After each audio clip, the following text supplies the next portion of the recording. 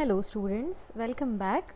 So till now we have studied the basic concepts of C programming, such as what is a constant, what is a variable, what do you mean by data types, what are the keywords which are stored in C library, etc.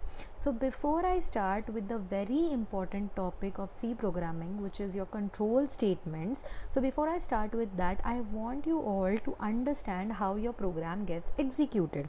Okay, so in today's session we are going to see how your program gets executed line by line. Okay, so first of all, what do you mean by a program? So a program is nothing but list of statements. So your program is basically made up of various statements, right? Now what is the entry point? What is the entry point of the program? So the entry point is the point where the execution starts. So if you have n number of statements, so out of that n number of statements, what is the entry point? The entry point is the point at which your program execution starts. Okay, then what is control flow? Control flow is basically the order in which the individual statements are executed. So it is the order, or it is the manner in which your individual statements get executed. Okay, so these are the basic or important terms related to program executions. Now moving on to the structure of a C program, how your C program looks like. So this is your simple C program looks like. Now in this C program, what is the entry point of C program? See here, when you see main, int main function in your program, that is the entry point of your C program. So after this int main or void main, after this main function, basically your program starts executing. Okay, so this is the entry point. Main is the entry point of your program. After this main statement, your program starts executing.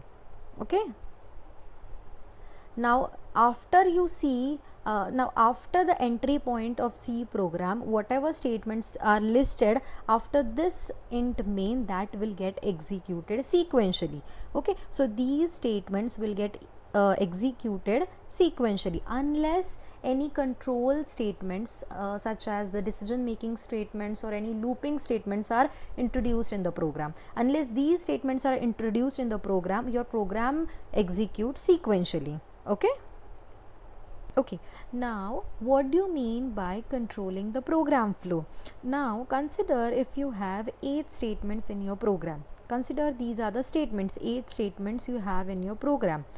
So if you don't have any control statements in the program, what will happen? These statements will get executed sequentially. But if you don't want these statements to be executed sequentially, if you want to modify the program flow, then you need to have control statements in the program. So that is what is called as controlling the program flow. So basically when you manipulate the flow of program execution, when you manipulate the flow of statement execution, that is what is called as controlling the program flow. Okay, now there are various forms of controlling the program flow. So there are basically 3 forms of controlling the program. In that, first one is executing a sequence of statements, which is called as decision making.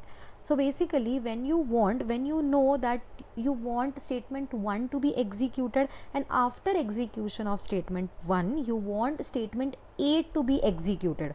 Okay, now after execution of statement 8 you want statement 2 to 7 to be executed sequentially. So when you want this statement execution manipulation, at that time you need decision making statements to be involved in your program.